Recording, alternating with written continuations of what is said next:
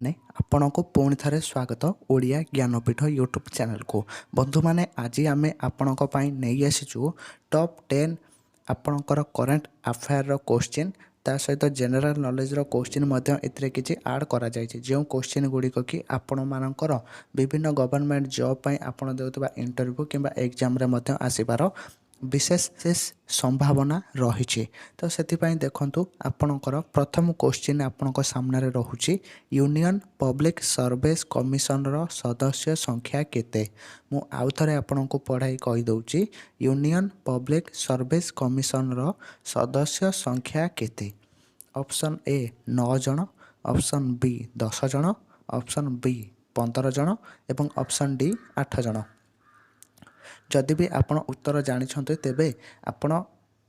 Comment करंतु comment box रे एवं आपण 10 मार्क रु केते मार्क रखुचन्ते ताको मध्ये कमेंट करी निश्चित रूपे जणांतु तेबे एहार सठिक उत्तर हेउछि ऑप्शन बी 10 जन तो यूनियन पब्लिक सर्विस कमिशन रे वर्तमान सुधा 10 जन सदस्य रहिछन्ति तेबे नेक्स्ट क्वेश्चन भारत संविधान रो षष्ठ अनुच्छेद कहा पाई उद्दिष्ट ऑप्शन ए ओडिशार वनांचल ऑप्शन बी उत्तर पूर्व भारतर आदिवासी अंचल ऑप्शन सी केउंटी नुहे एवं ऑप्शन डी आदिवासी अध्युषित केंद्रीय अंचल तेबे आपण जदि उत्तर जानिछन्ति तेबे कहंतु जदि भी जानि नाहंती तेबे मु उत्तर कहि देउची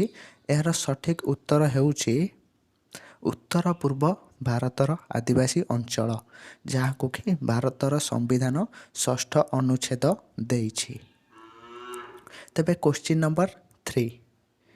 ओडिशार उच्च न्यायालय मुख्य विचारपतिंकर बयस केते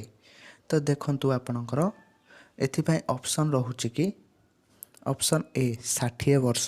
ऑप्शन बी 62 वर्ष ऑप्शन सी 58 वर्ष एवं ऑप्शन डी 65 वर्ष तेबे नियति भाव में आपण कहतु यार उत्तर मु कहि देउछि यार सठिक उत्तर हेउछि ऑप्शन बी 62 वर्ष जणे ओडिशा उच्च न्यायालय विचारपति हेबा पई तांको 62 वर्ष होइतिबा आवश्यक तापरे आपणकर क्वेश्चन नंबर 4 पेशा आईन टी निम्नोक्त मध्यनु कहा पई उद्दिष्ट बिक्री कर ऑप्शन बी केउंटी नुहे ऑप्शन सी शिक्षा कर एवं ऑप्शन डी जल कर तबे यार सठिक उत्तर हेउची या भितरु केउंटी भी नुहे कारण जो पेशा आईन टी आपणकर रहिछे ताहा 1996 मसीह रे भारत सरकार जारी करथिले अनुसूचित जनजाति पई सेमानकर ग्राम सभा माध्यम रे सेमानक स्व शासन को किपरि मजबूत करा जिवो सेथिपाई एई पेशा आईन टी 1996 मसीह भारत सरकार जारी करथिले तेणु एठी यार कोनोसी भी ऑप्शन नाही तेणु यार सठिक उत्तर ऑप्शन बी केउंटी नुहे ऑप्शन 5 म्युनिसिपल कॉर्पोरेशन रो अध्यक्ष किए यह तो निश्चित भाव में जानिथिबे यह कारण +2 रे मध्य रहिछे ता सहित करेन्ट अफेयर रे मध्य ए क्वेश्चन टी आसुची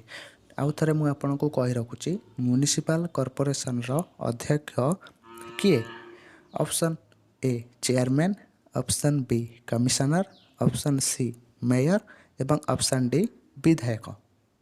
निहाती भाव में जदि भी आपण क्वेश्चन रो आंसर जानिछन्ती तेबे कमेंट बॉक्स रे आपण निहाती भाव में आपणकर क्वेश्चन उत्तर दियंतु यार सठिक उत्तर हेउची ऑप्शन सी मेयर मेयर ही म्युनिसिपल कॉर्पोरेशन रे अध्यक्षता करती एवं तांकु ही म्युनिसिपल कॉर्पोरेशन अध्यक्ष कुहा जाए ता सहित आपनकर नेक्स्ट क्वेश्चन नंबर 6 गोटे ग्राम पंचायतर कार्यकाल केते वर्ष दर्शक बंधु आपण माने तो यहाँ को नियति भाव में जानिथिबे जे आपनक ग्राम पंचायत रे केते वर्षर गैप रे पुणी थरे निर्वाचन हेउची तो यह तो निश्चित भाव में जानिथिबे तो कहि रखुची भी जदि न जानिछथि तेबे भलो करी सुनतु 5 वर्ष गोटे ग्राम पंचायतर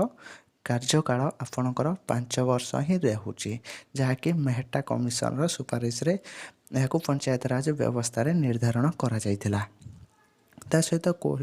क्वेश्चन नंबर 7 केउं दिन महिला सशक्तिकरण दिवस पालन करा जाए।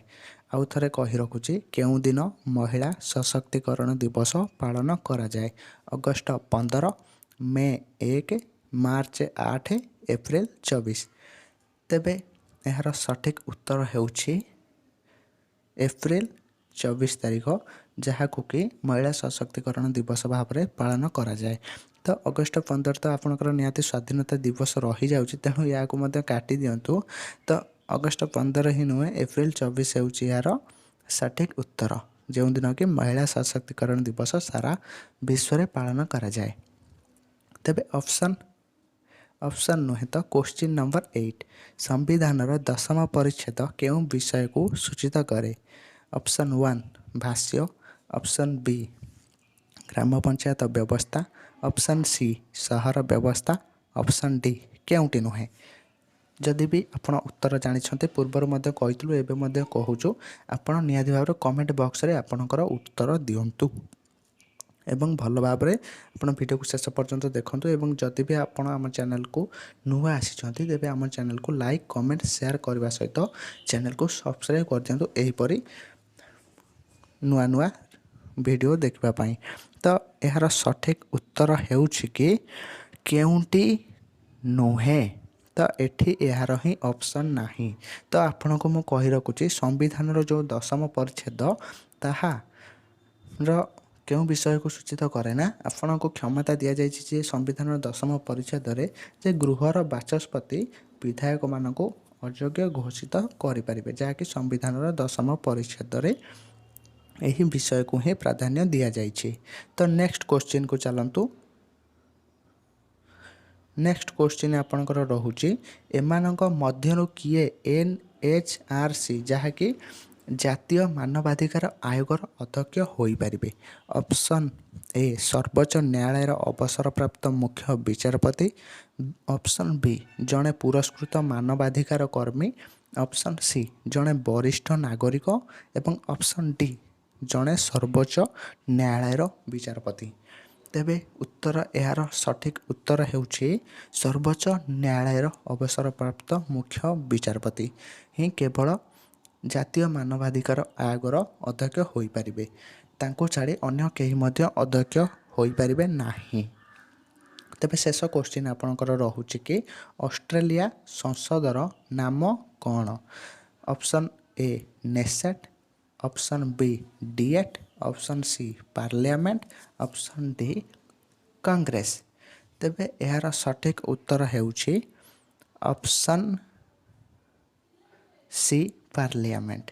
तो ऑस्ट्रेलिया रे जो भी संसद रही ताकू भारत परि मध्य पार्लियामेंट कहा जाय थाए। तो दर्शक बंधु आज ही एतिकी। तो निहाती भाव में आमे आपनक पई अधिक वीडियो नहीं आसबू, से आपण आम चैनल सहित जोड़ी होई रही था एहीपरि नुआ नुआ अपडेट पाइबा पाई।